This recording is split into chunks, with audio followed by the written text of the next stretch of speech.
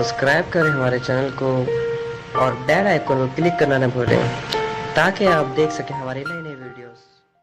मध्यकालीन भारत के इतिहास के कुछ प्रश्न दिए गए हैं। सो आज देखना है आपको पूरे लगभग 100 क्वेश्चन के समथिंग होंगे जो आपको जवाब देना है। ये एक टेस्ट के ही रूप में है, आप इसका उत्तर दीजिएगा। सो पहला क्वेश्चन है 712 ईस्वी में सिंध पर मोहम्मद बिन कासिम के आक्रमण के समय वहाँ का शासक कौन था? Option A Mohammad bin Qasim, option B Dahir, option C Chandbardai, option D Mahmud Ghaznavi. 712 में शासक कौन था? ऑप्शन ए या ऑप्शन बी या ऑप्शन सी या ऑप्शन डी बताइएगा। जब मोहम्मद बिन कासिम का आक्रमण हुआ था तब शासक कौन था? A B C D. आपका सही उत्तर है तब वहाँ का शासक था वो था दाहिर। अगला क्वेश्चन चलते हैं। सर्वप्रथम जजिया कर लगाने का श्रेय किसे जाता है? मोहम्मद बिन कासिम, दाहिर, चंद्रबरदाई या महमूद गजनबी। इसमें आपका सही उत्तर है मोहम्मद बिन कासिम। अगला क्वेश्चन चलते हैं। पृथ्वीराज रासो की रचना किसने की? बताइए, पृथ्वीराज रासो की रचना किसने की? चंदेल शासकों ने की या भीमदेव ने या हरकेली ने या चंद्रबरदाई ने? तो इसमें आपका सही उत्तर है चंद्रबरदाई ने। ठीक है, अगला क्वेश्चन चलते हैं। प्रसिद्ध दिलवाड़ा जैन मंदिर कहाँ स्थित हैं? ये बताइएगा। प्रसिद्ध दिलवाड़ा जैन मंदिर कहाँ स्थित हैं? तो आपको बता दें ये स्थित हैं माउंट आबू में। अगला क्वेश्चन है खजुराहो में स्थित मंदिरों का निर्माण किसने कराया? ये बताइएगा, खजुराहो में स्थित मंदिरों का निर्माण जो था ये किसने कराया था? चंदेल शासकों ने, भीमदेव ने, हरकेली ने या चंद्रबरदाई ने? तो किसने कराया था? A B C D. तो आपको बता दें ये कराया था चंदेल शासकों ने। ठीक है, आपका सही उत्तर है चंदेल शासकों ने। विजय स्तंभ कहाँ स्थित है? विजय स्तंभ जो है ये कहाँ स्थित है? अब बताइएगा। Option A Chittorgarh, Mount Abu, Gujarat या Sompur. A B C D बताइए कौन सा आपका सही उत्तर है? तो आपको बता दें ये चित्तौड़गढ़ में स्थित है। अगला क्वेश्चन है महमूद गजनबी ने भारत पर कितनी बार आक्रमण किया? 19 बार या 16 बार या 15 बार या 17 बार? तो महमूद गजनबी ने भारत पर कितनी बार आक्रमण किया था वो बताइएगा। तो वो किया था 17 बार। अगला क्वेश्चन है महमूद गजनबी का प्रसिद्ध आक्रमण कौन सा था? तुर्क का आक्रमण या सिंध का आक्रमण या सोमनाथ मंदिर का आक्रमण या दिल्ली का आक्रमण? ए बी सी डी बताइए कौन सा आपका सही उत्तर है? तो बता दें आपको सोमनाथ मंदिर का आक्रमण। अगला क्वेश्चन है महमूद गजनबी ने गुजरात के प्रसिद्ध सोमनाथ मंदिर को कब लूटा था? ये बताइएगा। महमूद गजनबी ने गुजरात के प्रसिद्ध सोमनाथ मंदिर को कब लूटा था? 1207 में, 1206 में, 1208 में या 1209 ईस्वी में? तो आपको बता दें आपका सही उत्तर है 1206 ईस्वी में। अगला क्वेश्चन चलते हैं। सोमनाथ मंदिर पर महमूद गजनबी के आक्रमण के समय गुजरात का शासक कौन था? ये बताइए। जब सोमनाथ मंदिर पर महमूद गजनबी ने आक्रमण किया उस टाइम गुजरात में शासन किसका था? कौन शासक था? भीमदेव, हरकेली, महमूद गजनबी या Rana Ratan Singh? A B C D. तो आपको बता दें उस टाइम शासक था भीमदेव का। ठीक है, अगला क्वेश्चन रानी पद्मिनी का नाम खिलजी की चित्तौड़ विजय से जोड़ा जाता है। रानी पद्मिनी किसकी रानी थी? महमूद गजनबी, राणा रतन सिंह, धर्मपाल या भीमदेव? बताइए कौन सा सही उत्तर है? A B C D. तो आपको बता दें राणा रतन सिंह की वाइफ थी, राणा रतन सिंह की पत्नी थी। अगला क्वेश्चन है विक्रमशिला विश्वविद्यालय की स्थापना किसने की? धर्मपाल ने, महमूद गजनबी ने, राणा रतन सिंह ने या भीमदेव ने? A B C D. किसने विक्रमशिला विश्वविद्यालय की स्थापना की? तो आपका सही उत्तर है ऑप्शन ए, धर्मपाल ने। अगला क्वेश्चन है, भारत पर सर्वप्रथम आक्रमण किसने किया? भारत पर सर्वप्रथम आक्रमण किसने किया? वो किया था मोहम्मद बिन कासिम ने, या मोहम्मद शाह ने, या बहादुर शाह द्वितीय ने, या बहादुर शाह ने? ABCD बताइए। वो आक्रमण किया था मोहम्मद बिन कासिम ने। अगला क्वेश्चन है, जगन्नाथ मंदिर किस राज्य में है? अलवर में, उड़ीसा में, कोणार्क में, या नन ऑफ दीज, इनमें से किसी में नहीं?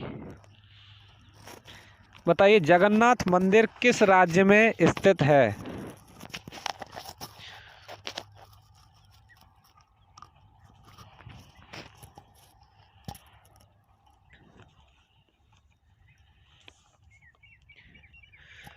बता दें आपको, जगन्नाथ मंदिर जो स्थित है वो उड़ीसा में स्थित है। ठीक है, अगला क्वेश्चन चलते हैं, चंदाबर का युद्ध किस किस के मध्य हुआ? पृथ्वीराज चौहान मोहम्मद गौरी, जयचंद मोहम्मद गौरी, पृथ्वीराज चौहान जयचंद, पृथ्वीराज चौहान जयचंद और मोहम्मद गौरी। बताइए, चंदाबर का युद्ध किस किस के बीच में हुआ? तो हुआ था जयचंद और मोहम्मद गौरी के बीच में। अगला क्वेश्चन चलते हैं, किस शासक को राय पिथौरा कहा जाता है? जयचंद, पृथ्वीराज चौहान, मोहम्मद गौरी या धर्मपाल? ABCD बताइए, किसे राय पिथौरा कहा जाता है? बता दें, वो कहा जाता है पृथ्वीराज चौहान को। तराइन का प्रथम युद्ध कब हुआ था? 1193, 1192, 1191, 1194? तराइन का प्रथम युद्ध कब हुआ था? वो हुआ था 1191 ईस्वी में। तराइन का प्रथम युद्ध किस किस के बीच में हुआ था? जयचंद मोहम्मद गौरी, पृथ्वीराज चौहान जयचंद, पृथ्वीराज चौहान जयचंद और मोहम्मद गौरी, पृथ्वीराज चौहान और मोहम्मद गौरी। तो इसमें आपका सही उत्तर है पृथ्वीराज चौहान और मोहम्मद गौरी। तराइन का दूसरा युद्ध कब लड़ा गया? तराइन का दूसरा युद्ध 1193, 1192, 1191, 1194। किस सन में तराइन का युद्ध लड़ा गया? तो बता दें, वो लड़ा गया था 1192 ईस्वी में। ठीक है, अगला क्वेश्चन चलते हैं, तराइन के द्वितीय युद्ध में किसकी पराजय हुई? तराइन के द्वितीय युद्ध में किसकी पराजय हुई बताइएगा? जयचंद या मोहम्मद गौरी या धर्मपाल या पृथ्वीराज चौहान की? तो अब आपको बता दें, तराइन के द्वितीय युद्ध में पृथ्वीराज चौहान की पराजय हुई थी। ठीक है, अगला क्वेश्चन है, मोहम्मद गौरी किस वंश का शासक था? शमसी वंश का, गुलाम वंश का, ससवनी वंश का या मुगल वंश का? तो आपको बता दें, ये ससवनी वंश का शासक था। ठीक है, अगला क्वेश्चन है, मोहम्मद गौरी ने किसे दिल्ली और उसके आसपास के इलाकों को सौंपा था? ऑप्शन ए कुतुबुद्दीन ऐबक, बख्तियार खिलजी, खोखरों और इनमें से कोई नहीं? तो आपको बता दें, कुतुबुद्दीन ऐबक को दिल्ली के आसपास के इलाके सौंपे गए थे। ठीक है, अगला क्वेश्चन है, किसने नालंदा तथा विक्रमशिला को नष्ट किया था? कुतुबुद्दीन ऐबक, बख्तियार खिलजी, खोखरों या मोहम्मद गौरी? किसने नालंदा तथा विक्रमशिला को नष्ट किया था? बताइए, ऑप्शन A, B, C या D, कौन सा आपका सही उत्तर है? किसने नालंदा और तथा विक्रमशिला को नष्ट किया था? आपका सही उत्तर है बख्तियार खिलजी ने। अगला क्वेश्चन है, बख्तियार खिलजी कैसे मारा गया? कुतुबुद्दीन ऐबक के साथ युद्ध में, या खोखरों के द्वारा, या मोहम्मद गौरी के द्वारा, या इनमें से कोई नहीं? तो बता दें, बख्तियार खिलजी को मारा था खोखरों ने। ठीक है, अगला क्वेश्चन है, गुलाम वंश को और किन किन नामों से जाना जाता है? इलवरी, ममलूक, दासवंश या सभी? तो गुलाम वंश को इन सभी नामों से जाना जाता है। ठीक है, अगला क्वेश्चन है, दिल्ली का पहला तुर्क शासक किसे माना जाता है? ABCD बताइए। Option A Mohammad Ghori, option B Qutbuddin Aibak, option C Dharmapala, option D Prithviraj Chauhan. किसे दिल्ली का पहला तुर्क शासक माना जाता है? 26 नंबर क्वेश्चन है, बताइए। तो आपको बता दें, कुतुबुद्दीन ऐबक को दिल्ली का पहला तुर्क शासक माना जाता है। अगला क्वेश्चन है, कुतुबुद्दीन ऐबक को उसकी उदारता की वजह से क्या कहा जाता है? रैयत आला, धर्मवीर, लाख-बख्श या दान-ए वजीर था ये। ठीक है, तो बताइए, क्या कहा जाता है कुतुबुद्दीन ऐबक को? तो कहा जाता है लाख-बख्श। अगला क्वेश्चन है, कुतुब मीनार किसने बनवाया? कुतुब मीनार को किसने बनवाया था? कुतुबुद्दीन ऐबक ने, धर्मपाल ने, पृथ्वीराज चौहान ने या इल्तुतमिश ने? तो बता दें, कुतुब मीनार का जो निर्माण कराया था वो कराया था कुतुबुद्दीन ऐबक ने। ठीक है, अगला क्वेश्चन चलता है दिल्ली में कुब्बल उल इस्लाम मस्जिद और अजमेर में अढ़ाई दिन का झोपड़ा किसने बनवाया? दिल्ली में कुब्बत उल इस्लाम मस्जिद और अजमेर में अढ़ाई दिन का झोपड़ा किसने बनवाया? तो आपका सही उत्तर है कुतुबुद्दीन ऐबक ने। ठीक है, अब पूछ रहा है ऐबक का मकबरा कहाँ स्थित था। क्वेश्चन आपसे पूछ रहा है ऐबक का मकबरा कहाँ पर स्थित था? ए फिरोजाबाद, बी आगरा, सी दिल्ली, डी लाहौर। तो बता दें ऐबक का मकबरा लाहौर में स्थित है। ठीक है, अगला क्वेश्चन है कुतुबुद्दीन ऐबक की मौत के बाद दिल्ली का शासक किसे बनाया गया? आराम शाह को, या बहराम शाह को, या रजिया सुल्तान को, या इल्तुतमिश को। तो बताइएगा दिल्ली का शासक किसे बनाया? ऑप्शन ए, ऑप्शन बी, या ऑप्शन सी, या option D. A B C D. Delhi का शासक किसे बनाया कुतुबुद्दीन की मृत्यु के बाद? तो आपको बता दें दिल्ली का शासक बनाया गया था आराम शाह को। अगला क्वेश्चन है इल्तुतमिश को किसने शासक बनाया? इल्तुतमिश को किसने शासक बनाया? दिल्ली के अमीरों ने, बी आराम शाह ने, सी बहराम शाह ने, डी रजिया सुल्तान ने। तो आपको बता दें कि इल्तुतमिश को जो दिल्ली का शासक बनाया था वो बनाया था दिल्ली के अमीरों ने।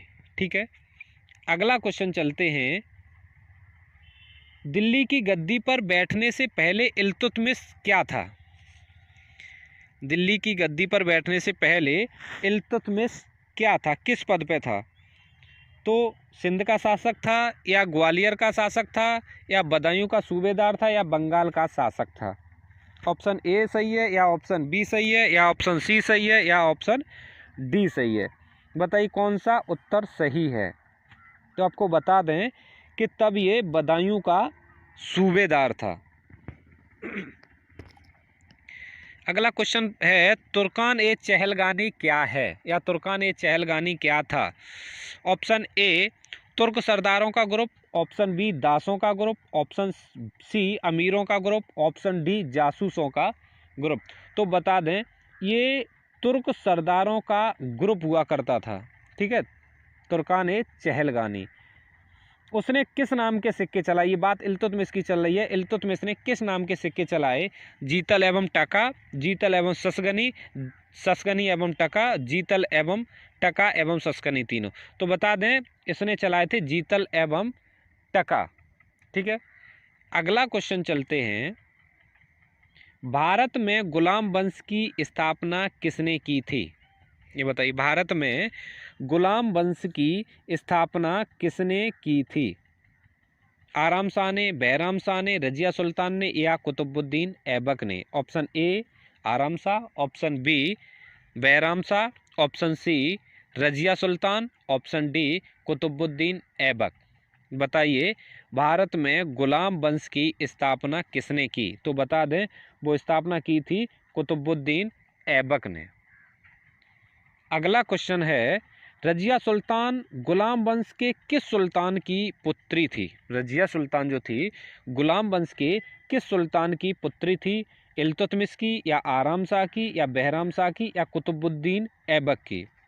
तो आपको बता दें रजिया सुल्तान जो थी वो किसकी पुत्री थी? तो वो रजिया सुल्तान इल्तुतमिश की पुत्री थी। अगला क्वेश्चन है कुतुब मीनार का निर्माण किसने पूर्ण कराया? कुतुब मीनार का पूर्ण निर्माण किसने कराया? ऑप्शन ए आराम शाह, बहराम शाह, या कुतुबुद्दीन ऐबक, या इल्तुतमिश।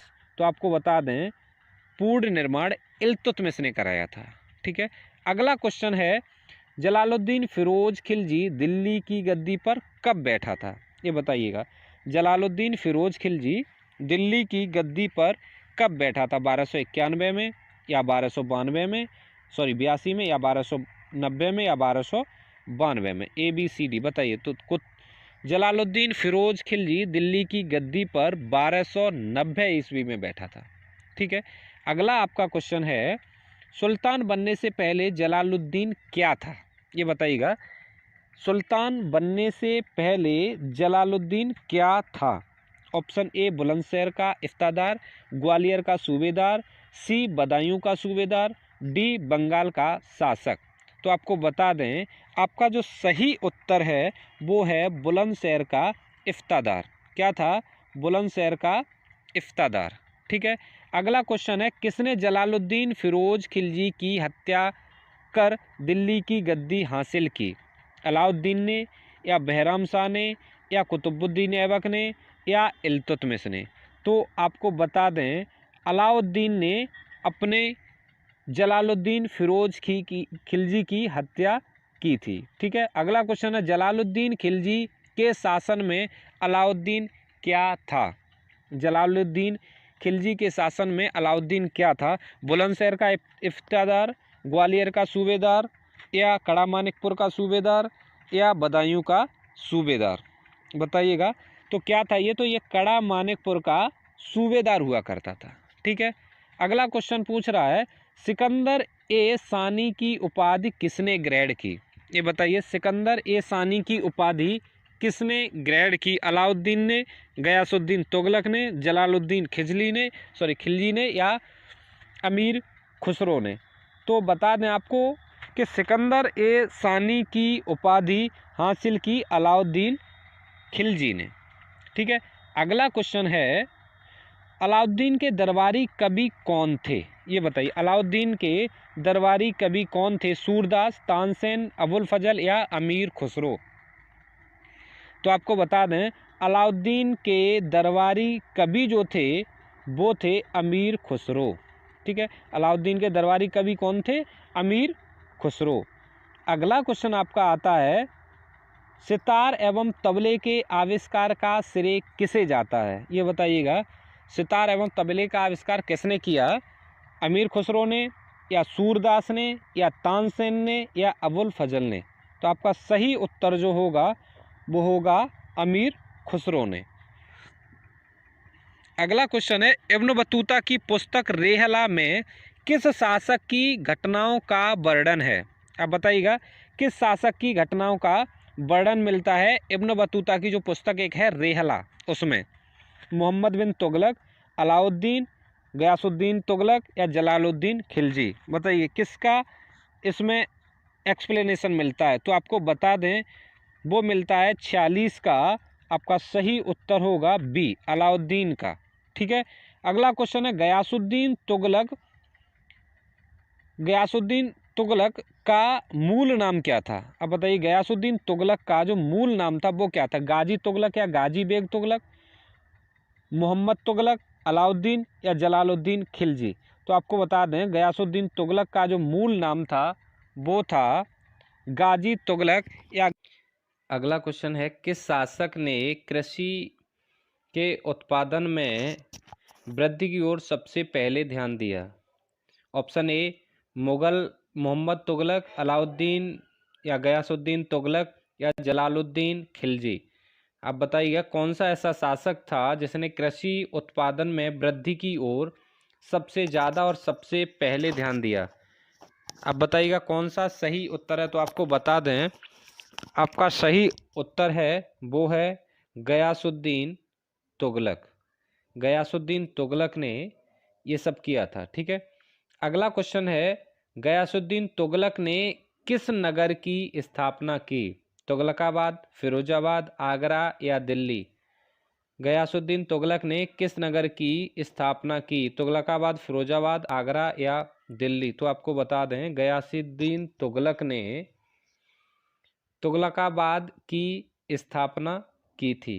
ठीक है। अगला क्वेश्चन है, मोहम्मद बिन तुगलक की ओर से मोहम्मद बिन तुगलक को और किस नाम से जाना जाता है? मोहम्मद बिन तुगलक को और किस नाम से जाना जाता है? अलाउद्दीन के नाम से, या गयासुद्दीन तुगलक के नाम से, या जलालुद्दीन खिलजी के नाम से, या जूना खां के नाम से? बताइएगा, चारों में से मोहम्मद बिन तुगलक को किस नाम से जाना जाता है? तो आपको बता दें, मोहम्मद बिन तुगलक को जूना खां के नाम से भी जाना जाता है। ठीक है।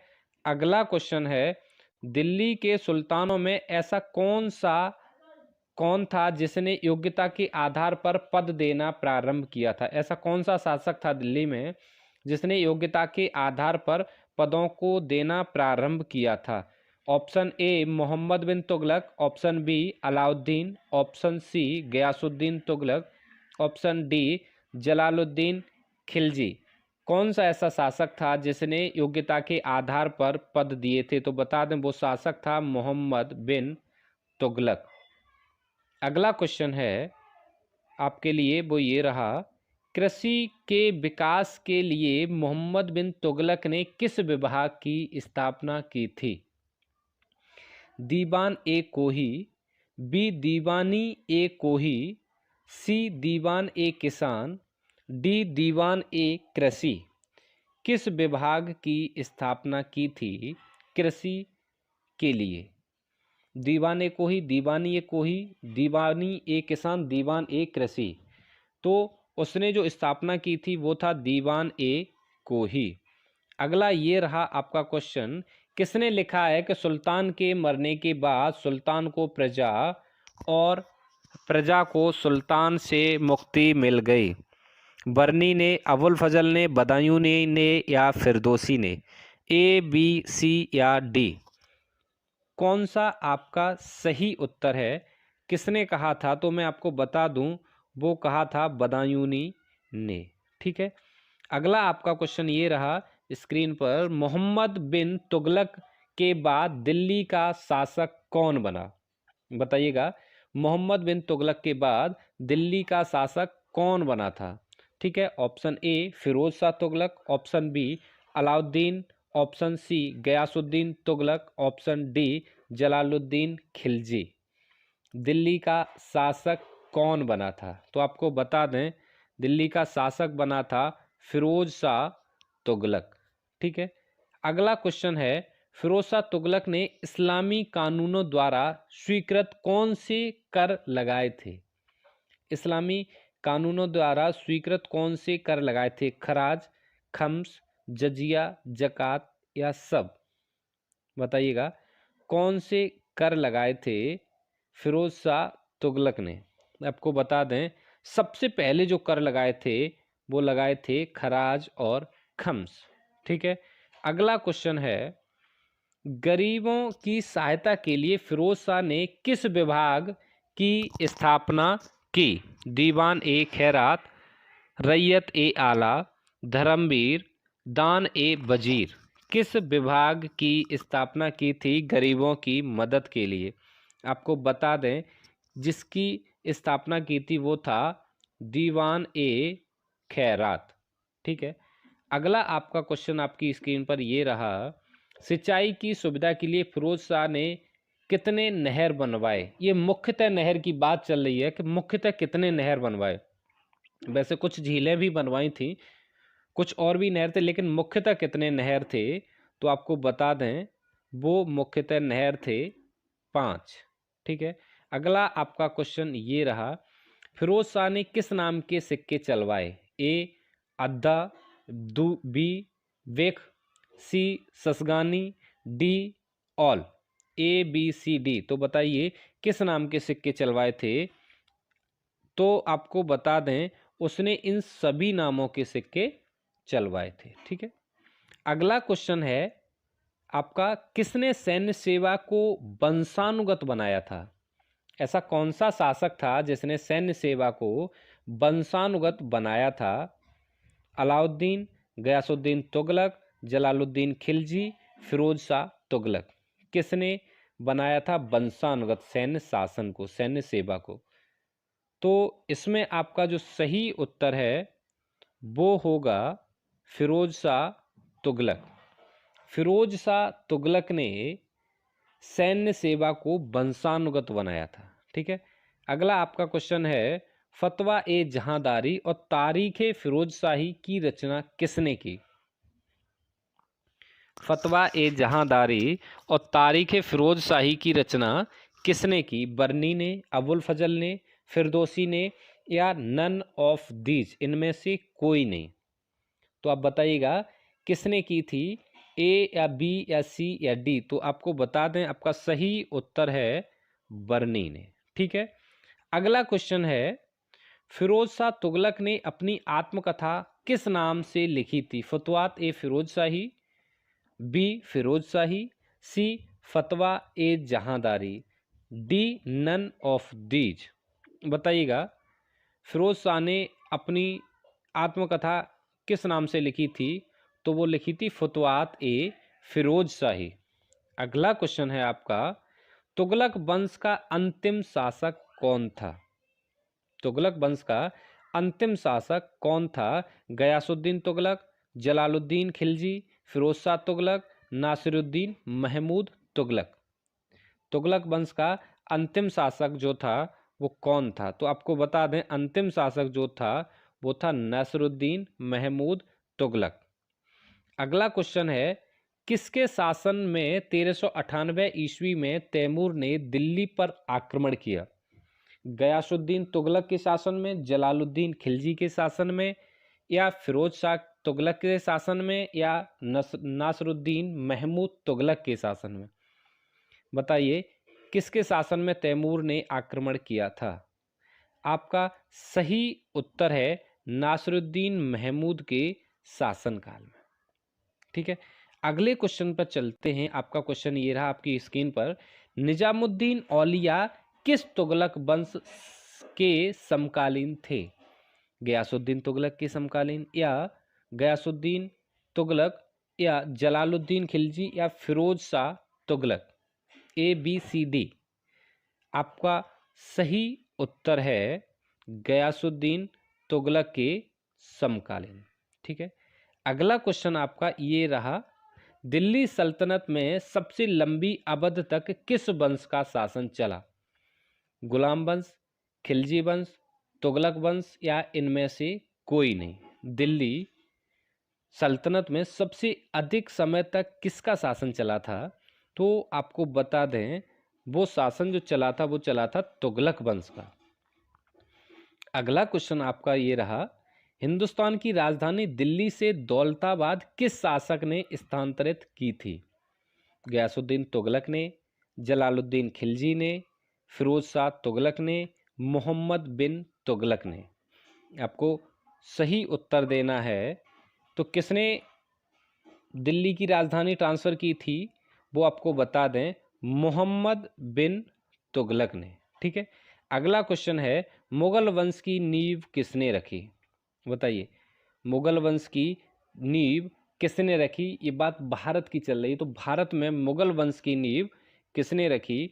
वो बाबर, हुमायूं, अकबर, या जहांगीर? तो बता दें आपको, मुगल वंश की नींव रखने वाला जो था वो था बाबर। अगला आपका क्वेश्चन है, ये आपकी स्क्रीन पर, मुगल वंश की नींव रखने से पहले बाबर कहाँ का शासक था? फिरोजाबाद का, या आगरा का, या फरगना का, या दिल्ली का?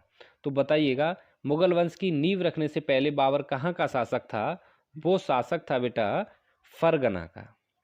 ठीक है, आगे क्वेश्चन है आपका, बाबर का पूरा नाम क्या था? बताइएगा, बाबर का पूरा नाम क्या था? जहीरुद्दीन बाबर, उल हक खलीफा, हसन बाबर, अल-धानी बाबर? तो इसमें आपका सही उत्तर क्या है? बता दें, जहीरुद्दीन बाबर आपका सही उत्तर है। ठीक है, अगला क्वेश्चन है, पानीपत की पहली लड़ाई किसके बीच हुई थी? 69 नंबर क्वेश्चन है, पानीपत की पहली लड़ाई किस किस के बीच में हुई थी? राणा सांगा या महमूद लोधी, राणा सांगा या मेदिनी राय, राणा सांगा या इब्राहिम लोधी और बाबर? बताइए, किस किस के बीच में पानीपत की प्रथम लड़ाई हुई थी? तो आपको बता दें, पानीपत की प्रथम लड़ाई हुई थी, वो हुई थी इब्राहिम लोधी और बाबर के बीच में।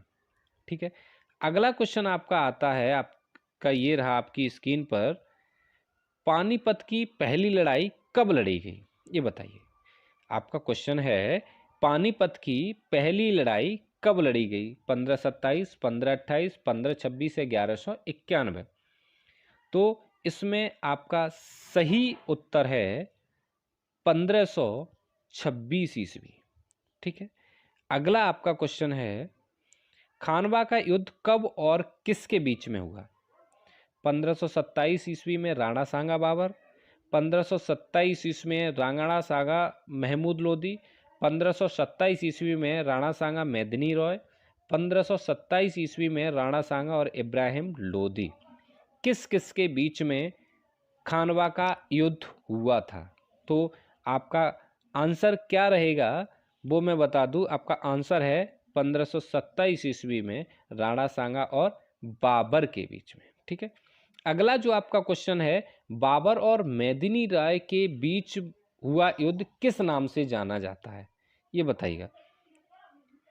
बाबर और मेदिनी राय के बीच हुआ युद्ध किस नाम से जाना जाता है? चंदाबर का युद्ध, पानीपत का युद्ध, चंदेरी का युद्ध या चौसा का युद्ध? तो आपको बता दें वो युद्ध किस नाम से जाना जाता है? चौसा के युद्ध के नाम से। आगे है घाघरा, आगे है घाघरा का युद्ध में बाबर ने किसे पराजित किया? घाघरा के युद्ध में बाबर ने किसे पराजित किया? महमूद लोदी को या मेदिनी रॉय को या इब्राहिम लोदी को या नन ऑफ दीज? किसे पराजित किया था घाघरा के युद्ध में? तो आपको बता दें वो पराजित जिसे किया था उसका नाम था महमूद लोदी। ठीक है, अगला क्वेश्चन चलते हैं जो आपका ये क्वेश्चन रहा, बाबर की आत्मकथा को किस नाम से जाना जाता है? तुजुक ए बाबरी या बाबरनामा, बाबरी ए बाबर, तारीख ए बाबर या नन ऑफ दीज? तो आपका सही उत्तर है तुजुक ए बाबरी। ठीक है, या बाबरनामा। अगला क्वेश्चन आपका है, किस युद्ध में बाबर ने तोपखाने का इस्तेमाल किया था? चंदावर के युद्ध में, पानीपत के द्वितीय युद्ध में, चौसा के युद्ध में या पानीपत के प्रथम युद्ध में? तो आपका सही उत्तर क्या है? वो है पानीपत का प्रथम युद्ध। अगला क्वेश्चन ये रहा डियर, पानीपत का द्वितीय युद्ध कब और किसके बीच में हुआ था? ये बताइएगा, पानीपत का द्वितीय युद्ध कब और किसके बीच लड़ा गया? अकबर और हेमू विक्रमादित्य के बीच, अकबर के सेनापति राजा मानसिंह, हेमू विक्रमादित्य और इब्राहिम लोदी और अकबर, किस किस के बीच में लड़ा गया था? बता दें जो युद्ध हुआ था वो हुआ था अकबर और हेमू विक्रमादित्य के बीच में। अगला क्वेश्चन है बेटा, किसके संरक्षण में अकबर ने 1560 ईस्वी तक शासन किया? किसके संरक्षण में अकबर ने 1560 ईस्वी तक शासन किया? तो बताइएगा, option A Barani, B Abul Fazl, C Firdausi, D Bairam Khan. तो आपका देखो बेटा सही उत्तर है बैरम खां, क्योंकि अकबर ने ही क्या किया था, 1561 ईस्वी में बैरम खां की हत्या करा दी थी। ठीक है, अगला क्वेश्चन है, सिंहासन पर बैठते ही अकबर ने कौन सा युद्ध लड़ा और जीता? सिंहासन पर बैठते ही अकबर कौन सा युद्ध लड़ा और जीता? तो आपको बता दें वो युद्ध था पानीपत का युद्ध। ठीक है, अगला क्वेश्चन चलते हैं, हल्दी घाटी का प्रसिद्ध युद्ध कब और किसके बीच हुआ? हल्दी घाटी का प्रसिद्ध युद्ध कब और किसके बीच हुआ? राजा मानसिंह महाराणा प्रताप, राजा मानसिंह बैरम खां, इब्राहिम लोदी और राजा मानसिंह या नन ऑफ दिस? तो आपको बता दें आपका सही उत्तर है राजा मानसिंह और महाराणा प्रताप। ठीक है, अगला क्वेश्चन आपका ये रहा आपकी स्क्रीन पर, महाराणा प्रताप कहाँ का राजा था? Option A Mewar, option B Aurangabad, option C Firozabad, option D Gujarat? तो बता दें महाराणा प्रताप जो राजा थे वो कहाँ के थे? मेवाड़ के राजा थे। ठीक है, अगला क्वेश्चन आपका ये स्क्रीन पर है, अकबर ने आगरा के नज़दीक किस नगर की स्थापना की?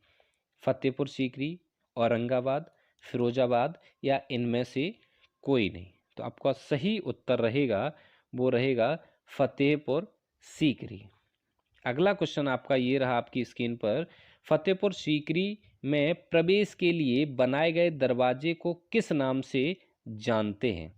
तो आपको बताते हैं, बुलंद दरवाज़ा या इंडिया गेट या गेटवे ऑफ इंडिया या मेन गेट? तो आपका सही उत्तर रहेगा वो है बुलंद दरवाज़ा। ठीक है, अगला क्वेश्चन है, बुलंद दरवाज़ा किस उपलक्ष्य में बनाया गया था? तो किस उपलक्ष्य में बनाया गया? तो औरंगाबाद जीत के बाद, फिरोजाबाद जीत, या गुजरात जीत, या आगरा जीत। तो आपको बता दें जो ये बनाया गया था गुजरात की विजय के बाद 1571 ईस्वी में। ठीक है, अगला क्वेश्चन जो आपका है, आईने अकबरी तथा अकबरनामा की रचना किसने की थी? ये बताइए, आईने अकबरी तथा अकबरनामा की रचना किसने की? महाराणा प्रताप ने, पृथ्वीराज ने, अकबर ने, या अबुल फजल ने? तो आपका सही उत्तर क्या है? तो बता दें, अबुल फजल ने रचना की थी आईने अकबरी और अकबरनामा की। ठीक है, अगला क्वेश्चन है, मनसबदारी प्रथा किसने लागू की? महाराणा प्रताप, पृथ्वीराज, अकबर, या अबुल फजल? तो आपका इसमें सही उत्तर होगा, मनसबदारी प्रथा लागू करने वाला राजा था अकबर। अगला आपका क्वेश्चन है, मुगल शासकों में सबसे पहले साम्राज्य को प्रांतों में किसने बांटा था?